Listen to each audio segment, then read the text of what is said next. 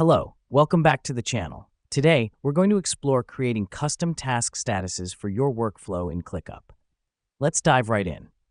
The first step is to open up your ClickUp workspace. This is where all the magic happens and where you'll be able to customize your task statuses. Think of your workspace as your personal command center. Now that we've done that, let's move on to the left sidebar. Here, you'll want to click on Spaces. This helps us because it's where you can create a new space or modify an existing one, which is fundamental for customizing your workflow. Next up, we navigate to the Statuses tab within your space settings. This is where you get to create your own unique task statuses. The reason we do this is to ensure that your workflow reflects your specific needs and processes. Once you're in the Statuses tab, you can start adding custom statuses.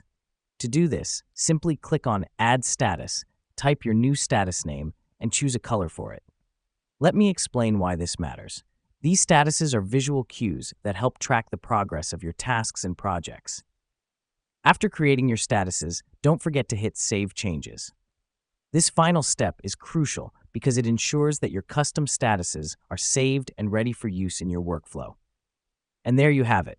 With a few quick steps, you've successfully created custom task statuses for your workflow in ClickUp.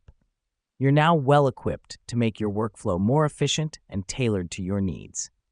Thanks for joining in, and until next time, keep making your workspaces work for you.